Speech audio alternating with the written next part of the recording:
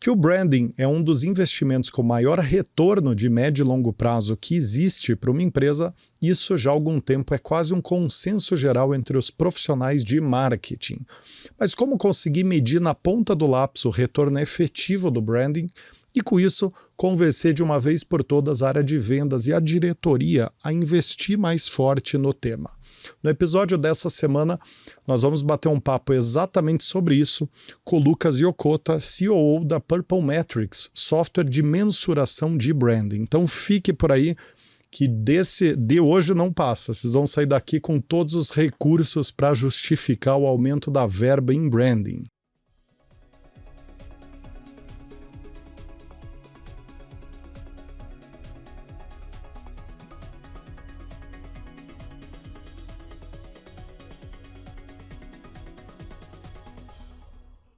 Muito bem, sejam muito bem-vindos e bem-vindas a mais esse episódio do Raise the Bar, o programa semanal de entrevista divulgado toda terça às 19 horas no YouTube da The For Sales Company e em mais de 10 plataformas de podcast diferentes, que levanta a régua de vocês, apresentando e debatendo os principais cases, tendências e boas práticas de vendas e marketing do momento. Para começar, como de costume, quero dar boas-vindas aqui ao nosso convidado especial de hoje, o Lucas. Como é que você está, Lucas? Tudo bem? Fala, pessoal. Obrigado pelo convite. Estou ótimo nessa tardezinha chuvosa aqui em São Paulo, mas estou animado pelo papo com vocês. Tá chovendo em tudo que é lugar, né, Maurício, ultimamente, cara? É verdade, depois do sol veio a chuva, né? Mas, enfim, acho que os dois têm seus lados positivos, né? Tem gente que gosta de trabalhar na chuva, então, já que hoje é dia de semana, tem o lado positivo. Então, eu sou um desses. Chovendo durante a semana, para mim tá tudo certo. O problema é final de semana é complicado, né, cara? Enfim, cada um com a sua opinião, né? Muito bem, pessoal. Antes de entrar no assunto de hoje, queria só mencionar que a edição 2024 da famosa Pesquisa de Cargos e Salários de Vendas e Marketing da For Sales já está no ar para download 100% gratuito, tá? E esse ano a pesquisa foi construída em parceria com o Sales Jobs, que é outra empresa do grupo da The For Sales Company, e ela traz um tamanho recorde. Então ela agrega tanto os cargos e salários de média e alta gestão, que é o perímetro da For Sales, quanto cargos de base de pirâmide, que é o perímetro de atuação dos Sales Jobs. Então são mais de 380 cargos que foram mapeados em praticamente todos os segmentos do mercado. Então tá realmente imperdível a pesquisa. Se vocês não baixaram ainda, clica no link na descrição para fazer o download gratuito. Agora sim, Lucas, para a gente começar de vez, conta um pouquinho sobre vocês, sobre a Purple Metrics, para a gente dar um pano de fundo aqui, para quem não conhece ainda a empresa ou não conhece você. Boa, gente. Obrigado mais uma vez. Bom, sou Lucas Yokota. Podem ficar à vontade para chamar de Yoko se quiser. A galera me chama assim. Gosto de falar que eu vim do interior, né? Meus pais, minha família éramos empreendedores raiz, né, feirantes, etc. Então, me inspiro muito neles, né? Mas a minha trajetória foi um pouco mais tradicional. Então, formei na SPM em marketing. Depois eu tinha muito essa vontade de aprender com uma galera muito boa. Então, fui para a Microsoft, fui para a Google, passei uma boa temporada em Big Tech. E agora eu estou do lado do startup da Força. Já fui, né, Head de Marketing numa Fintech de Open Finance. E hoje eu sou o CEO do Purple Metrics. E já juntando o Purple Metrics, a gente é um software de mensuração recorrente de branding, né? A gente vai ajudar os times a visualizar o resultado da marca. Que nem vocês já trouxeram na intro, é um tema quente, é um tema que está ganhando cada vez mais relevância, né? Então, está sendo muito interessante ver na prática os clientes usando, entendendo as métricas de marca e poder dialogar tanto com áreas parceiras, às vezes como lideranças, né? Então, a gente está muito nessa jornada de trazer mais dados para branding e ajudar os times a poder tomar melhores decisões em relação à marca, né? Inclusive, a gente falou da relação de branding com outbound no episódio sobre as tendências da outbound 2024, né, Maurício? Então, fazendo um gancho até com o que o Yoko falou, acho que vale... o tema está super em voga, né? Verdade. Lucas, mas vamos lá, acho que o pessoal está curioso aí também, né, Rodrigo, para a gente começar a falar sobre o assunto. Então, para fazer um pano de fundo, para abrir esse nosso bate-papo, geralmente quando a gente conversa com alguém que que não é de marketing, né? As pessoas sempre trazem aquilo que o Rodrigo trouxe na introdução. Mas branding é difícil de mensurar. Essa é sempre a justificativa, né? E aí eu transfiro para você a pergunta, afinal, isso é verdade, não é verdade? É difícil mensurar branding? Qual que é a sua visão sobre o tema? Gente, eu gosto de começar por um conceito que é assim, marca é o que as pessoas lembram sobre a nossa empresa, lembram sobre a nossa marca. E branding, aí sim é fazer uma gestão ativa, né, proativa em relação ao que a galera vai pensar da gente, a gente como empresa.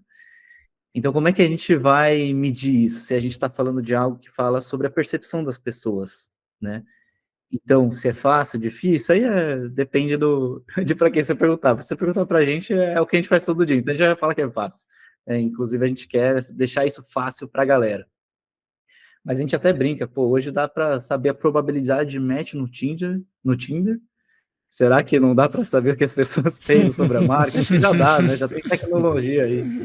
Então, a Purple Metrics nasce muito dessa vontade, né? A gente empiricamente já percebia muito isso, né? Nossa founder tinha, inclusive, uma agência de branding, atendeu muitas startups e viu o impacto disso, né? E a gente pensou, como é que a gente produtiza isso? Como é que a gente transforma isso em algo que mais empresas podem usar? Então, acho que para começar a aquecer, eu diria que é fácil, porque é o que a gente faz todo dia, né? Então, a gente está acostumado.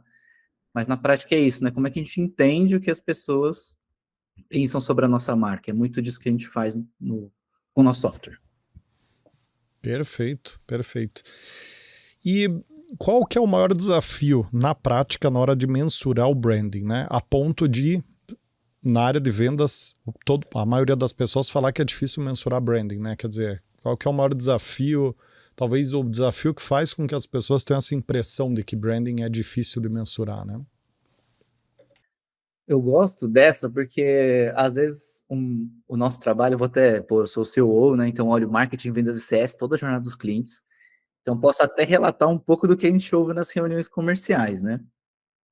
Mas parece que é como se fosse uma jornada de quebrar mitos. Então, um dos primeiros mitos é que não dá para medir, né? Então, acho que começa daí. Eu acho que a dificuldade não é sobre medir, é sobre como você internamente conversa com os seus parceiros, né? Que nem vocês falaram, às vezes é com o time de vendas que tem que estar junto. Normalmente o branding trabalha muito com times de performance ou times de growth. Então, essa galera também precisa estar junto contigo. Ou, às vezes, é a própria liderança, né? Se é uma liderança muito focada numa pegada muito ativação de vendas, talvez ela não queira priorizar branding. Então, se não prioriza branding, talvez não vai priorizar a mensuração de branding. Então, eu diria que o primeiro desafio começa nessa conversa interna. Então, tipo, a gente como empresa entendeu que isso vai ser uma prioridade? Se sim, aí começa a conversa fácil, que é como medir. Que aí a gente entra para ajudar a galera. Então, eu diria que o desafio principal é isso, quebrar esses mitos dentro de casa. E que aí tem muito a ver com como você faz as pontes, tanto com times parceiros, quanto com liderança, né? Perfeito. Lucas, e uma vez que a gente quebrou essa barreira e entendeu que é fácil medir, né, conforme você falou, e aí a gente entra nos comos, que foi o que você trouxe, né? Entrando nessa parte dos comos, quais que você entende que são os principais KPIs, os principais indicadores para se utilizar na mensuração do impacto do branding em marketing, em vendas, numa organização? Quando a gente fala de indicadores, então eu vou falar primeiro do Purple Metrics, depois a gente pode até expandir, tá? Porque tem vários. Então, por isso que eu falo que quando a gente fala que quando precisa de medir, eu acho que é a parte fácil, né? Então, falando de Purple Metrics, se a galera, né, usa o software, assina e começa a usar, a gente vai entregar a parte de sentimento, né, em relação à marca, a parte de comportamento, então se a galera tem intenção de compra, lealdade, etc. Porque a gente parte muito dessa premissa, né? Marcas fortes despertam tanto esse vínculo mais sentimental, mas também geram propensão à compra. E atributos percebidos. Então, será que a minha marca é vista como inovadora, como uma marca parceira, e assim por diante? Normalmente isso está na estratégia da marca, né? Então, a gente consegue entregar esses tipos de indicadores. Qual que é o benefício 2, né, de usar o Purple? Que você tem recorrência. Então, até quando a gente pega disciplina de performance, isso aqui é a teoria minha, tá? Mas eu acho que ganhou esse nome porque você mede tanto que você consegue mexer mais vezes, né? E aí você consegue resultado. Então, branding, classicamente, era medido com muito intervalo de tempo. Então, você tem pouco tempo para pegar feedback, né? Aliás, tem muitas janelas de tempo para pegar feedback e pilotar sua estratégia. Então, com o Purple Metrics, você consegue pegar insights semanalmente, quinzenalmente ou mensalmente, o que dá mais agilidade para os times poderem entender como que a marca está sendo percebida, e aí pensar em planos de ação, ajuste, melhorias, e assim por diante, né? Então, começaria por aí.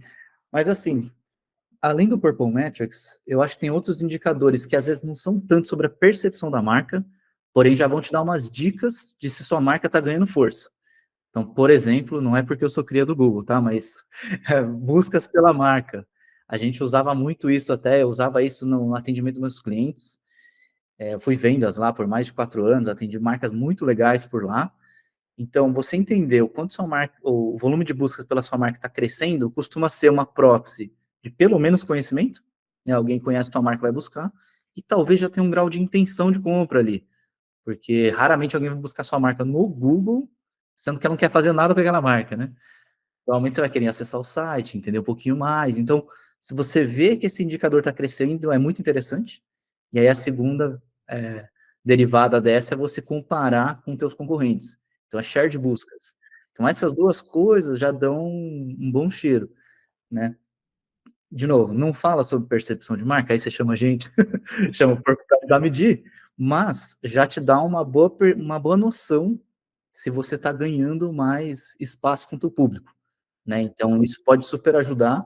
E aí tem os meios tradicionais de pesquisa também, né? Então, quantos por cento das pessoas te conhecem, se você é uma marca top of mind, né? Se as pessoas consideram você. Então, tem todas essas metodologias mais tradicionais, elas também estão disponíveis, né? Então, acho que eu penso nessas camadas, né? Então, tem métricas que são de performance, mas que te dão cheiro de marca, tem as métricas tradicionais de pesquisa, e agora tem Purple Metrics para complementar esse teu stack de dados, né? Perfeito, Lucas. Antes da gente passar para a próxima pergunta, só para também tentar ajudar a quem ainda não conhece a Purple Metrics, né? Você falou no início da sua resposta alguns dos indicadores que vocês trazem para os clientes de vocês. Como que vocês chegam até esse resultado? Por exemplo, você falou, né, os atributos da marca, a intenção de compra, se eu não estou equivocado. Então, assim, só para quem está nos ouvindo e não conhece a Purple Metrics, entender como que você coleta esse dado, né? Ótimo. Então, funciona da seguinte forma, a gente cria uma metodologia de pesquisa, né, para você poder avaliar com seus consumidores esses indicadores. Então, imagina que a marca contratou a gente, ele pode instalar um pluginzinho no site ou disparar essa pesquisa via link. Talvez o mais próximo que a galera já está acostumada é, sabe aquela pesquisinha de NPS? Só que em vez de começar uma pesquisa de NPS, começa uma pesquisa sobre a marca. E a gente já tem um set de perguntas, né, já validadas cientificamente, academicamente, para poder chegar, né, no como a galera está percebendo a tua marca. Então, é basicamente isso, né? Hoje tem essa maravilha chamada canal próprio, né? Você tem seu site, você tem seu web, você tem uma grande audiência ali, e você pode usar disso para coletar insight de marca, né? Eu brinco até que as disciplinas às vezes mais modernas, tipo galera de produto, tá fazendo pesquisa pra caramba já nos próprios canais, no site, no aplicativo, etc, para melhorar produto. E aí tem uma grande oportunidade para o time de marketing, né? Você já tem muito contato com a tua audiência, então você pode também coletar insights dali. Então, basicamente é assim que o Purple funciona, galera. Tá. Eu separei aqui, não sei se corretamente, mas os indicadores em 6 grupos, tá? Então a gente tem primeiro os indicadores aqui de marca, né, de percepção de marca, que seria o sentimento, comportamento e impressão. É isso mesmo, né? Os nomes são esses. Isso, sentimento, comportamento e os atributos de marca. Atributos, tá. Deixa eu até anotar, porque depois eu quero que você explique quais indicadores que você tem em cada grupo. E do outro lado você tem o volume da marca, né, que seria o conhecimento, né, o volume de busca, share da marca, quer dizer, quanto que buscam de concorrentes versus você, e percentual de reconhecimento, que é em relação ao teu público-alvo, quantos por cento já conhecem tua marca. Seriam basicamente 6 grupos de indicador, talvez? Está mais ou menos próximo do conjunto de dados aí de branding que se pode levantar, Yoko? Isso, eu acho que vai nessa linha mesmo. Certo. Então tem essas categorias principais. E aí, às vezes, algumas marcas costumam utilizar algumas métricas de mídia também como uma proxy da força da marca. Então, por exemplo, o Brand Lift, né? Se rodou uma campanha, eu quero saber se eu gerei um delta, né, em awareness, gerei um delta em consideração, etc. Então, as próprias campanhas já podem te dar um pouco desse feedback, né? As Big Techs são boas de fazer brand lift, então ali você também consegue pegar alguns feedbacks interessantes, mas eu também colocaria esse na caixinha do que você falou lá de cima, né? Que é meio mais na camada da awareness aqui, né? Tá. E eu queria entrar em cada um dos pilares, vamos chamar assim, só para a gente desenhar, para quem não conhece tanto de branding, como que você é feito, os itens ali são medidos, né? Na parte de sentimentos, quais são os dados que são levantados e como que isso é feito grosso modo? Só para tangibilizar esse trabalho de medição que o Maurício perguntou. Boa. Então, quando a gente fala de sentimento, o que que o Purple vai te entregar? É paixão, afeto, relevância e identificação, que normalmente são pilares que brand managers estão querendo construir com a tua audiência, né? Então, naturalmente, elas são fruto de respostas da metodologia, né? Então, depois, se a galera quiser fuçar ou algum dos nossos clientes, ou o próprio site do Purple tem o pluginzinho. Aí você pode dar uma respondida, você vai ver mais ou menos o teor das perguntas.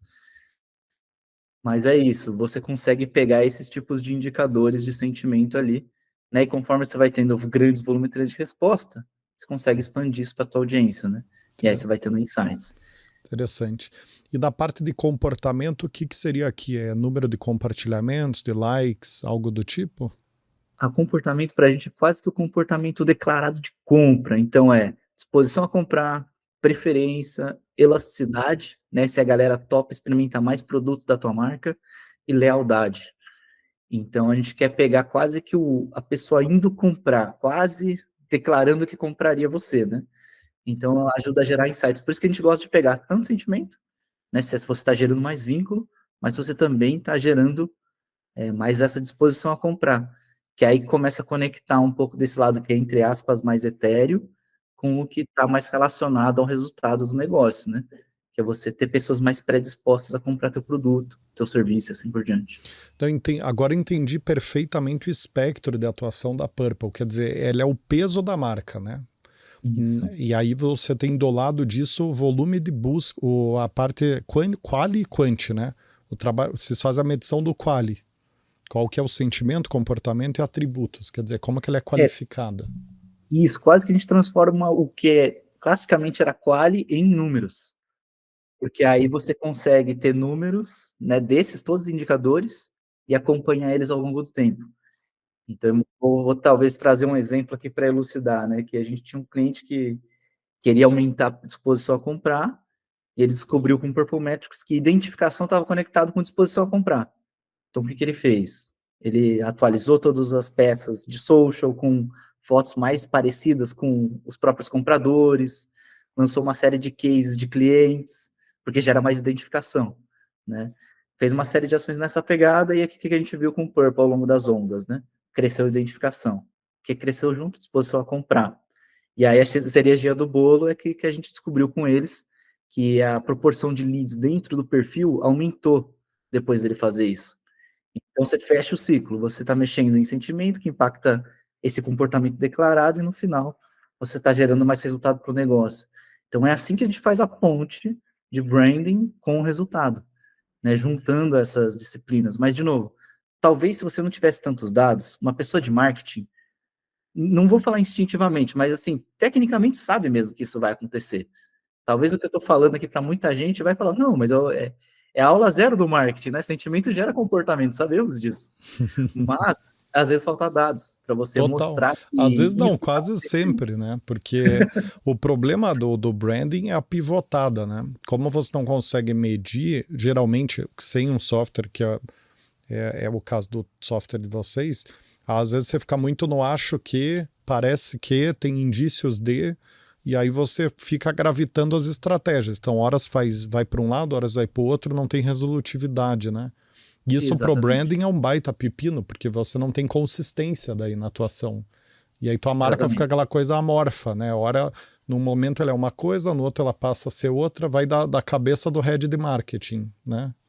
Sim. E você pegou um gancho que eu gosto muito de falar, que é o seguinte, de consistência. a gente de marketing, de branding, talvez já tá meio que calejado que consistência é uma coisa importante. E a gente faz isso para o mercado, né? A gente tenta ser consistente nas nossas comunicações, todos os touch points, etc. Mas às vezes a gente peca em ser consistente para dentro. É o seguinte, você como brand está reportando o que como consistência? Então, é o caso clássico, né? Um mês é um print do Twitter e um vídeo legal que a gente rodou. Essa piada é 100% taxa de risada, porque sempre funciona. Porque é verdade, né? Acontece com a gente. Aí outro mês, não, é outra iniciativa que a gente fez, contratou X influenciadores e esse é o relatório do mês. Imagina a liderança olhando um time que não reporta os mesmos dados todos os meses. É difícil de você entender se aquela disciplina de fato está crescendo. Então, acho que parte do dilema, e eu convoco muito a galera nesse sentido, tem muita coisa que a gente sabe fazer como pessoa de marketing, só que a gente não faz internamente. Então, uma das coisas que é importante fazer internamente é ser consistente nos seus relatórios. E às vezes eu nem falo do purple, se tiver o purple usa, mas se você não tiver, escolhe uma métrica e reporta ela todo mês. E aí você mostra, ó, a gente começou o ano assim, aqui no meio no checkpoint a gente está assim, a gente quer chegar no final do ano assim. Você começa a ter mais consistência de relatório. E da mesma forma que uma marca, quando você é consistente, você ganha mais confiança. Aí você consegue, né, um pouquinho mais de credibilidade para pedir um budget a mais, para pensar numa iniciativa que vai trazer outro tipo de impacto. Nem que elas E assim por sejam diante. rudimentares, né, Lucas? Acho que essa é a tua dica, Isso. né? Por exemplo, como você falou, né? Comparar a quantidade de buscas pela marca no Google no começo do ano, na metade do ano, no final do ano, e fazendo esse acompanhamento mensal e mostrando essa evolução. Daqui a pouco as redes sociais, a quantidade de seguidores que cresceu, enfim. Para começar tem que ser assim, né? Mais rudimentar. À medida que a empresa ganhar uma maturidade no tema, aí ela vai avançando aos poucos, né? Acho que essa é a sugestão. Exato. E começa com alguma coisa que você pode, né, mostrar consistentemente. Bacana. Senão fica picado. E aí, pela ótica de quem está na liderança avaliando o seu trabalho, às vezes fica difícil até de dizer o que está acontecendo, né? Para onde que essa área está indo? Verdade, verdade. Um tema que eu queria te perguntar, e acho que você já trouxe bastante presente na sua resposta, é se era possível mensurar exatamente o retorno do branding nas vendas, né? A gente conseguir fazer o link. Mas eu acho que você já trouxe isso, né, na sua resposta anterior. Se você tiver elementos a mais para ampliar, ou se não é exatamente o que eu entendi, mas eu vi que você comentou a questão de que a gente mensura a identificação, você trouxe o case ali, né, que mensurou a identificação, que replicou em uma intenção de compra, e quando a gente olha o gráfico de vendas, isso acompanha exatamente igual, então uma coisa tá linkada à outra, né? Essa seria uma forma de mostrar como o branding consegue impactar nas vendas. Existem outras formas, enfim, traz essa visão pra gente, que acho que é a mais recorrente, que a gente mais escuta, né? Boa. Bom, acho que esse case ilustra bem, mas eu vou trazer até alguns exemplos pessoais. Eles são mais empíricos, tá? Mas eu brinco assim, como é que um moleque de 24 anos, na época que eu estava no Google, conseguia falar com o CMO? É porque eu tinha um crachá 3D escrito Google, gente. É assim, branding puro. O cara achava que eu era muito mais inteligente do que eu de fato era, né, que eu era super inovador, etc. Óbvio, né, paciente seletivo, eu devo ter uma pitadinha disso. Mas assim, Tá sendo marca, modesto, Lucas. Não, a marca carrega isso. Isso Humildade é sinal de grandeza, cara. É. O cara tá... Estamos aprendendo sempre, gente. E então, eu acho que, como a gente está falando com uma galera de marketing e vendas, eu fico até pensando no seguinte, cara, imagina naquela época que você trabalhou com uma marca que não era tão forte. Não era mais difícil de abrir porta comercial? Você mandava um code e-mail, um code LinkedIn, e a pessoa te ignorava mais. Você tentava chegar na reunião, as pessoas faltavam. Cara, isso tudo é um sinal de que talvez a tua marca não está te dando essa cobertura que você precisa para poder trabalhar. Né? Então, acho que eu tenho muito essa vivência empírica, tanto trabalhando em marcas gigantes e agora crescendo o Purple. Eu lembro que no começo do Purple era mais difícil conseguir uma reunião. Agora que a gente está crescendo, tem uns logos mais legais, tem cases, etc. A Iguta aparece, né, nossa founder, aparece no RD, um monte de evento legal. A gente começa a aparecer mais eventos, o pessoal olha para a gente com outro olhar. E começa de novo a ficar mais fácil de vender. Né? Então, eu acho que tem essa camada que meio que está entre a gente sente isso, né? E aí, voltando de novo para força da marca, né? A gente testa o Purple no Purple, né? Então, a gente está vendo gradualmente, a gente é uma marca em crescimento, mas a gente está crescendo nossos indicadores de força da marca, e a gente cresce muito no... Os indicadores são fortes nossos, é paixão, identificação e elasticidade, que é a galera topar experimentar mais produtos, né?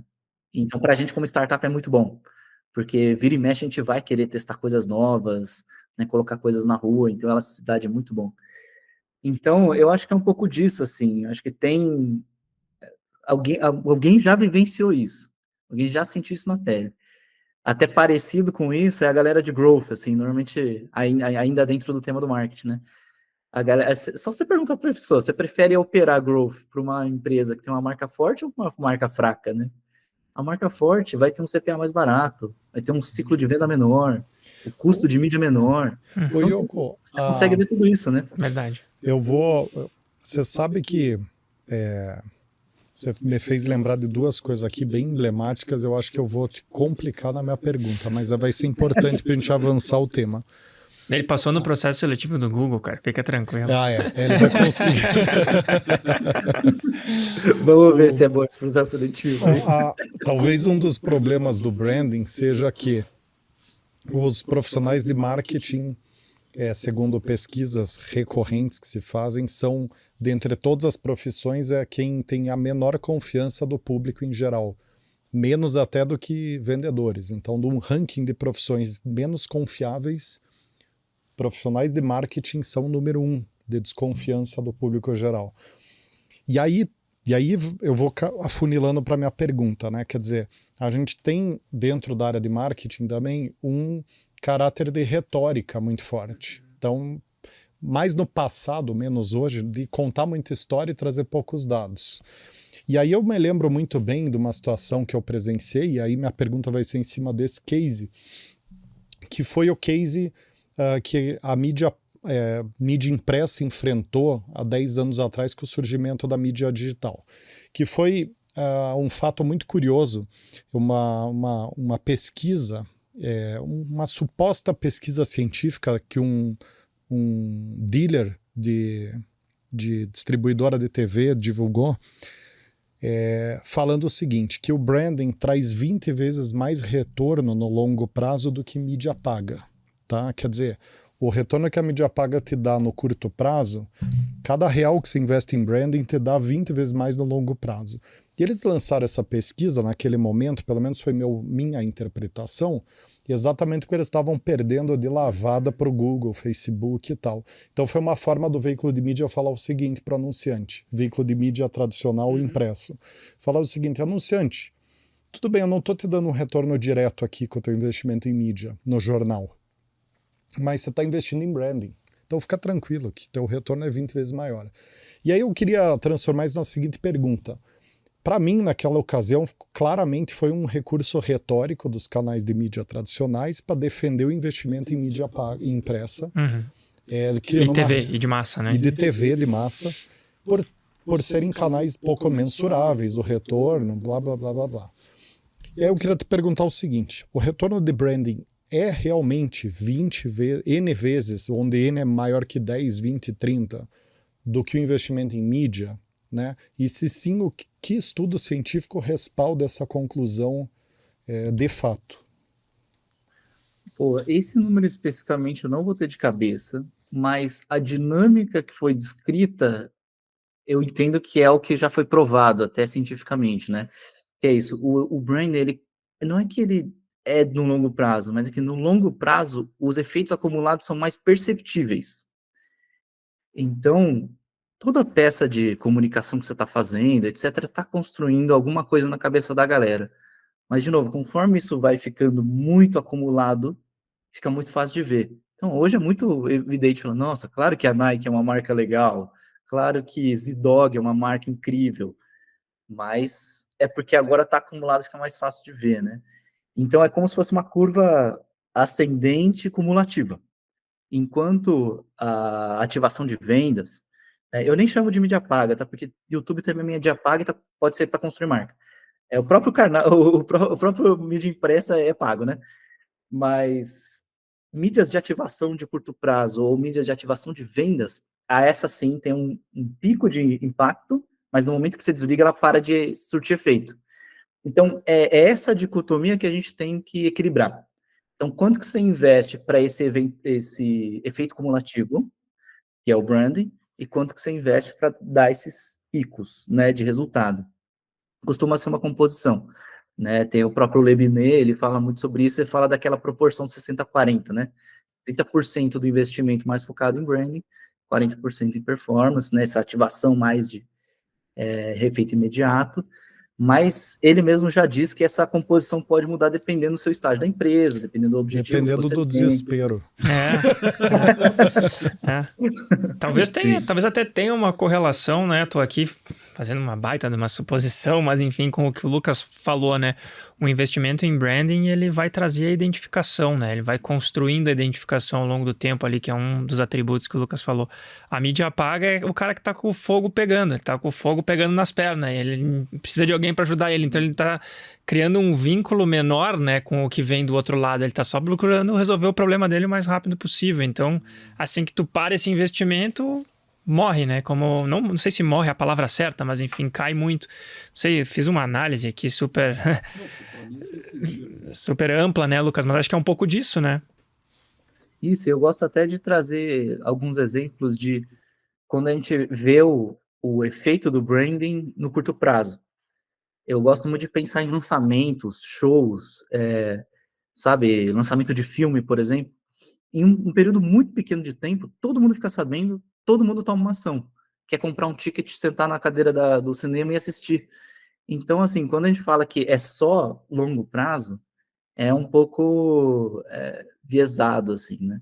Mas eu gosto mais dessa visão de que conforme você vai empilhando, fica mais fácil. É tipo o filme do Mario. Se o filme do Mario lançado há talvez 15 anos atrás, não sei se teria o mesmo efeito do filme do Mario lançado agora, que tem uma legião de fãs, etc. Então, sold out muito rápido, né? Mas é isso, assim. Então, acho que tem situações onde o branding tem impacto no curto prazo. Pensando, eu sei que o funil é meio fake news, assim, né? Mas é mais didático do que verdadeiro. Mas, assim, a galera tem awareness, vai entender o que está acontecendo, considerou comprar, foi comprar num tempo, sei lá, uma semana, né? Então, você percorre o funil inteiro numa janela de tempo pequena. Então, existem casos onde isso acontece, mas também, né? O caso mais normal é esse cumulativo. E vocês hoje aí na Purple, vocês não medem volume, o quant, perdão, que é nível crescimento orgânico de busca pela marca, share de marca e percentual de reconhecimento no público-alvo. Não tem ainda esse módulo, né, quantitativo. Hoje ainda não, mas dá para dar uma palhinha aí para a galera, né? Até como a gente percebeu que essas coisas influenciam, a nossa visão é conseguir plugar dados de outras plataformas para daí sim a gente começar a entender, né, como essas outras ativações de marca impactam no resultado, né? Porque assim, ó, como diretor-geral, né, de uma empresa médio, grande porte, eu te falo o seguinte, realmente super interessante saber o sentimento, comportamento, atributo, extremamente insightful, né? Extremamente cheio de reflexões oriundas disso e possíveis ajustes, calibragens de motor ali para converter mais, para comunicar melhor com o público-alvo e tudo mais. Agora, eu vejo que esse ecossistema mais completo teria um valor imensurável, assim, 5 vezes maior. Esse núcleo atual já é valoroso, mas eu acho que se tivesse esse panorama completo de quant e quali, tem que ter. Uma empresa que quer crescer o branding tem que ter um software desse tipo, na minha visão, olhando como cliente, tá? Então, porque imagina ter um painel completo, quant e quali no mesmo lugar, cara, é impagável, né? A possibilidade de você melhorar a tua estratégia e ver a evolução daquilo e manter investimentos, porque muitas vezes o desafio é você virar o ano em anos ruins e manter o orçamento de branding, né? Porque, cara, dá um frio na barriga, né? É algo que se você não mensura, você sempre vai estar... É sempre aquela linha do orçamento ali que você fala, vou cortar ou não vou cortar, né? Então enfim, só uma digressão aqui. Já gostei do comentário, porque logo a gente deve soltar algumas coisas aí pra galera. A gente tá testando com alguns clientes mais fechados, Legal. mas logo, Testa logo com a a gente vai gente querer aqui, ampliar. tranquilo. Testa com a gente. Vou botar na lista tá aqui já. tranquilo. Por Muito onde bom. que a gente segue, Mali?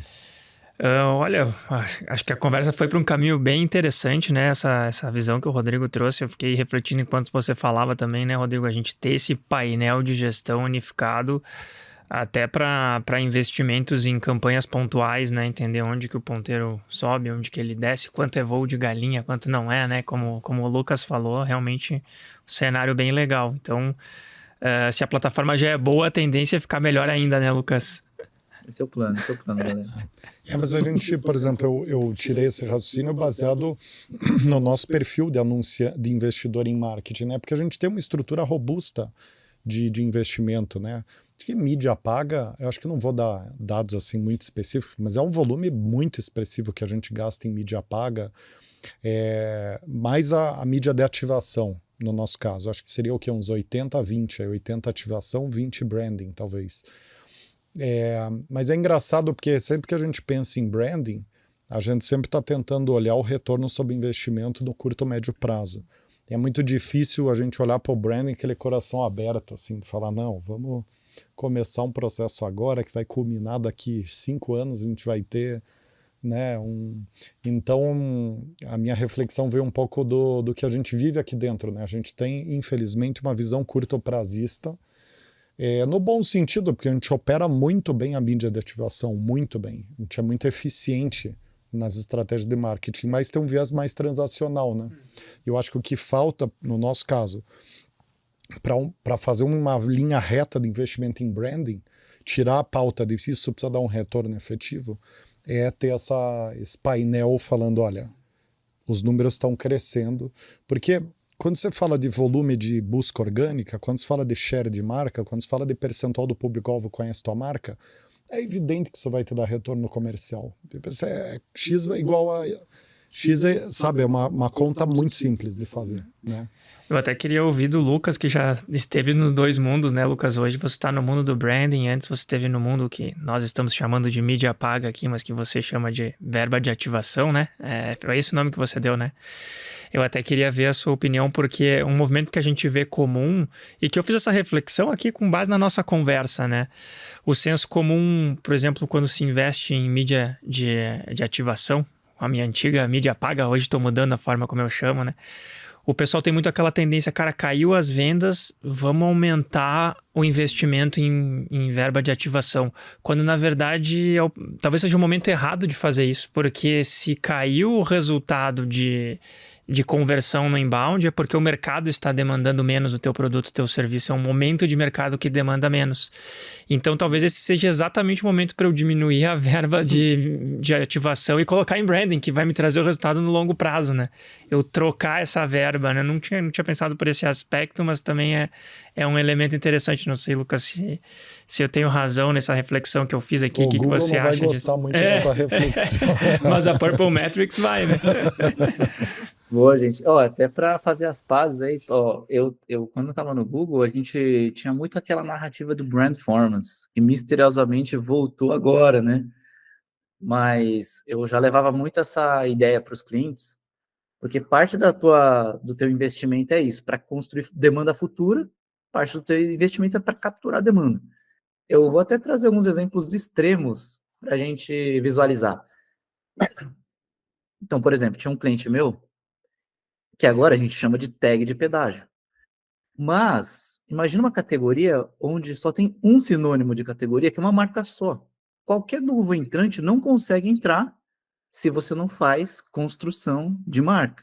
Se você não educa que aquela categoria existe para além daquele player. Então, a gente fez uma grande ativação com esses caras de construção de marca, mas calcada em performance também. Então, você constrói marca, conta para as pessoas que existem outras alternativas, melhores por N motivos, mas você tem que ter uma linha ali de crescimento de performance. O que a gente começou a observar com esses caras? Que a galera começou a procurar mais por termos da categoria e pelos termos daquela marca nova que eu estava lançando. Então, esse é o exemplo mais extremo, uma categoria onde só tem um player. é muito evidente que não tem outra alternativa senão construir a categoria, né? E aí, no caso de vocês, estou entendendo que é um pouco mais B2B, né? Tem até aquele estudo do LinkedIn que falam que só 5% dos compradores estão no momento de compra. Todos os 95% não estão. E o que acontece? Normalmente a galera joga a maior parte do investimento para esses 5% e o mínimo do investimento para a construção da demanda futura. O mais normal de acontecer é que uma hora a fonte seca. E até galera que opera a mídia, etc. O próprio Google tem uma ferramenta que faz o forecast do crescimento do investimento e o resultado. Chega uma hora que ele faz assim, faz um platô. Isso está na ferramenta, porque isso é estatístico, né? Não é uma invenção, é números. Porque o Google, ele não aumenta a demanda, né? Ele só entrega o teu nome para quem tá com a demanda, né? Isso, exatamente. Eu até brinco aqui com a galera que estar em search é quase que o que era o trade market no passado, sabe? Você precisa garantir que teu produto está melhor posicionado quando a galera quer comprar. Porque se você não tá lá, você não vai ser comprado, você não vai ser uma opção. Tanto é que trade marketing é uma disciplina gigante no marketing, principalmente para varejo, e é uma galera que tem essa disciplina toda dominada, né? E search talvez é mais parecido com isso, só que, de novo, ninguém chega na gôndola querendo seu produto se você não ativou antes. Search é a mesma coisa. Você não ativou antes, por que você vai ser opção na hora que a pessoa colocou uma busca genérica, apareceram 4 opções, por que você?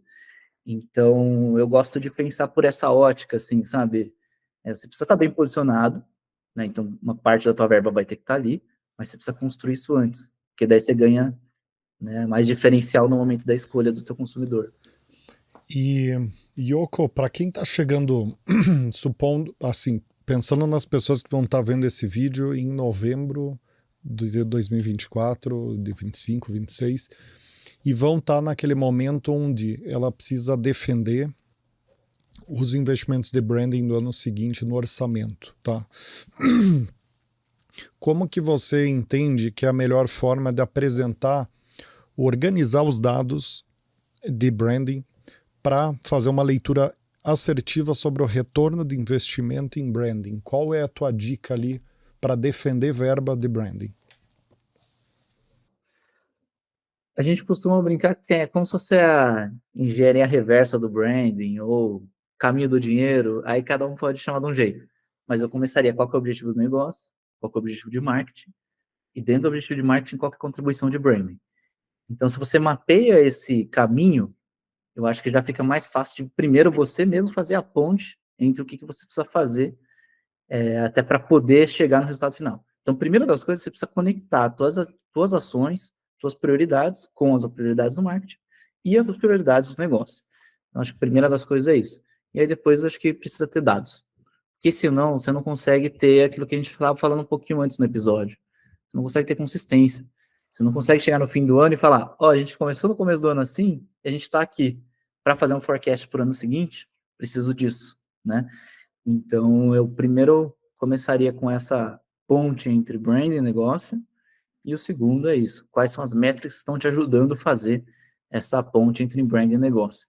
E aí eu só não vou cravar porque realmente tem muita diferença para cada negócio, se é B2B, se é B2C, dependendo do seu sales cycle, vai mudar bastante, mas eu acho que é isso. E dependendo do stack de métricas que você tem à disposição. Mas, de novo, acho que antes de ficar, né, o perfeito e o não fazer nada, cara, começa com o que você tem, mas sempre fazendo essas pontes, né, entre branding e negócio.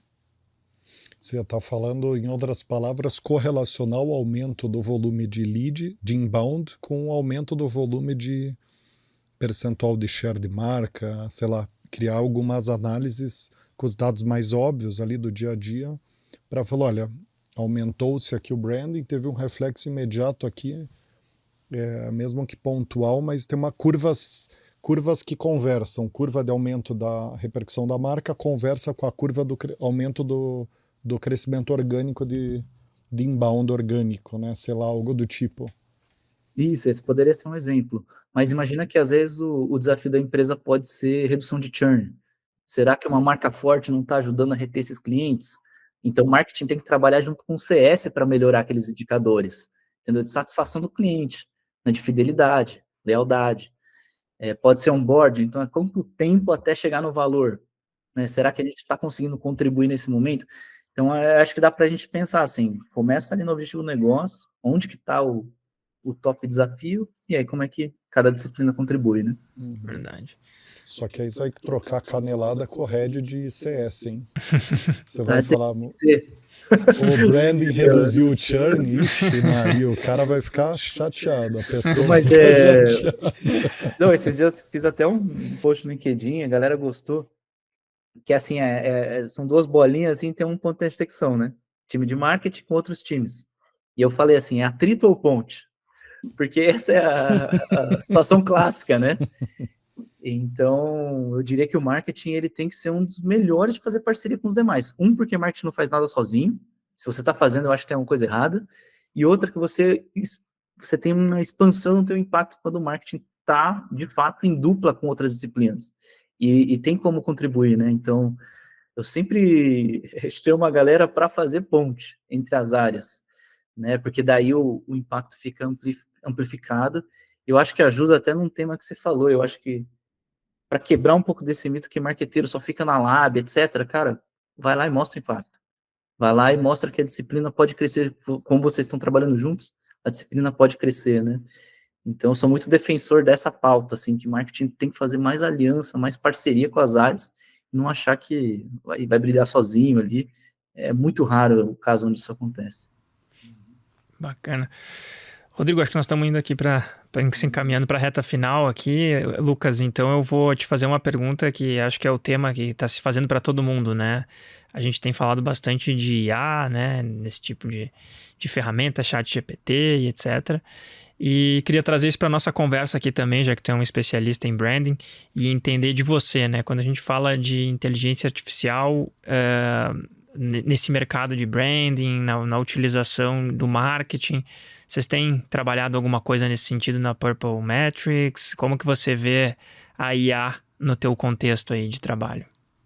Boa, eu tinha visto um estudo recente que perguntou para os CMOs que já estavam aplicando AI em marketing, onde que eles usavam. Se eu não me engano, a segunda ou a terceira aplicação é para geração de insights, porque a AI é muito boa de você pegar uma grande massa de dados e conseguir, né, tanto organizar, categorizar, mas também chegar em algumas conclusões. É um pouco do que a gente está aplicando no Purple também. Então, a gente pega muito dessa parte quantitativa, mas tem um bloco que é uma pergunta aberta, e aí vem de tudo. Tem clientes que têm menos volumetria, mais de boa de você ler, mas imagina aquele cliente que, sei lá, por onda vai ter mais de 1000 comentários. Então, a gente aplica AI para conseguir consolidar tudo isso, tirar principais insights e já dar uma primeira versão, né, para o Brand Manager olhar, ok, nesses 1000 comentários a gente está falando sobre isso, isso, isso. Opa, já deu um norte. E a gente brinca que tem AI, mas pode ser, né, powered by humans. Então, a pessoa pode customizar um pouquinho e colocar um input manual também, humano, né, que às vezes tem algum toque que você, como gestor da marca, vê e que a AI, obviamente, não vai pegar. Ela está entendendo padrões e criando em cima disso. Então, eu vejo muito dessa forma, assim, né, você pode, né, gerar novos insights com base nisso, mas sempre do lado de um humano ali para poder potencializar isso. Hoje vocês já estão usando então a IA para fazer leitura de base de dados mais desestruturada, mas que senão é legal, bacana. Exato, hoje já está embedado no produto, isso já funciona como padrão no produto. Mas eu brinco que assim, enquanto a gente estiver chamando de AI, quer dizer que não pegou. porque a gente não fala de internet mais, agora a gente só fala que os negócios estão aí, a gente faz esse call aqui, mas vai chegar uma hora que a gente não vai mais falar de AI. Não, genial, genial. Eu concordo totalmente com o teu ponto, porque hoje a gente enxerga a AI não como um recurso, uma ferramenta do negócio, a gente enxerga como um fenômeno externo que vai gerar uma onda gigante. E é como se fosse uma internet, né? Um efeito internet, um efeito, enfim, Excel, um efeito Excel, né? De surgir uma planilha editável, blá, blá, blá. Mas eu diria, fazendo uma brincadeira aqui, eu diria que tem dois... Você tem a AI, né? Artificial Intelligence, e você tem a AI. Alguém imputou, né? Então, acho que tem que entender o que é o que, né? Muito bem. Puxa, cara, que conversa bacana. Eu confesso que eu sou um apaixonado aí por esse tema do branding. Confesso que dentro do marketing eu tenho uma fascinação por um tema até um pouco mais indiretamente correlacionado, que é neuromarketing. né? E o neuromarketing, ele fala muito de branding ali dentro, né? Porque ele fala do efeito da inconsciente da tomada de decisão, né?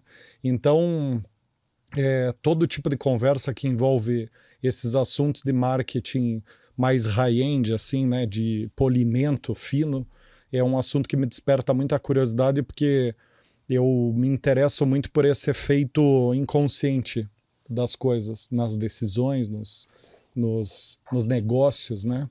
E o branding é uma forma de materializar esse efeito, né? Ele dá um entendimento para o efeito, né? Então, queria te agradecer muitíssimo aqui, Yoko, pela tua disponibilidade, teu tempo, tá?